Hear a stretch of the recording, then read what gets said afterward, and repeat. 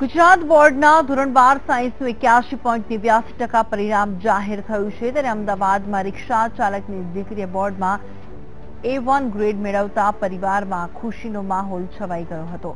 ફરહાના બાવાનીએ 12 સાયન્સની પરીક્ષામાં 99% મેળવ્યા છે। ફરહાનના પિતા શાહીબાગમાં રિક્ષા ચલાવે છે। ધોરણ 10માં પણ ફરહાનાએ બોર્ડમાં ટોપ કર્યું હતું।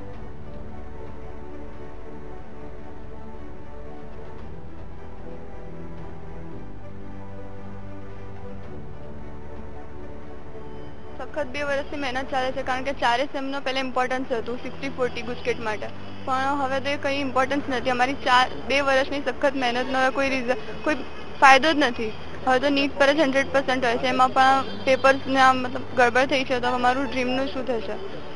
મહેનત કઈ રીતની ખાસ કરવામાં આવી હતી? કેટલા કલાકની મહેનત હતી? શું શું ત્યાગ કર્યો હતો ખાસ પરીક્ષા? એમ તો રેગ્યુલરલી 7 થી 8 કલાકની મહેનત તો હતી જ ને, એક્ઝામ ટાઈમ પર થોડા અર્જ વધારી દીધા હતા।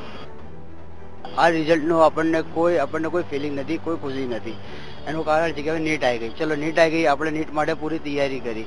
નીટ માટે તૈયારી કરીને આપણે ગયા, પણ ત્યાં એકચ્યુઅલીમાં જે ક્વેશ્ચન પેપર જે આપણને આપ્યા એ પૂરા એ લોકોએ ટ્રાન્સલેશન કરીને પૂરા ક્વેશ્ચન જ ખોટા આપ્યા હતા।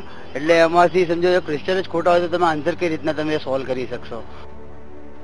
મેં મારી છોકરીને હાર્દિક રીતે બધી મદદ કરી છે। એને ઘરનું કામ બામ હું ના કરાવતી હતી, એમને બસ બધું ઉપર જ તૈયાર જ આપી હતી। એ બસ તું ભણતર પર ધ્યાન દે, તારું MBBS નું સપનું પૂરું થઈ જાય, એટલે મેં એને ફૂલ મદદ કરી હતી।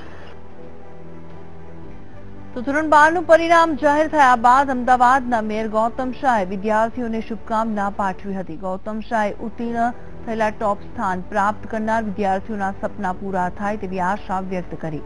અમદાવાદ જિલ્લાનું 85.98% પરિણામ આવ્યું છે।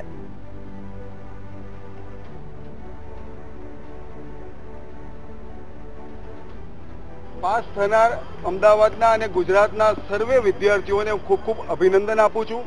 તમે તમારા જીવનમાં આગળ વધો, તમે જે સપનાને લઈને આગળ વધ્યા છો એ સપના પૂરા કરો, એવી મારી અમદાવાદ શહેરના મેયર તરીકે ખૂબ ખૂબ શુભેચ્છાઓ છે।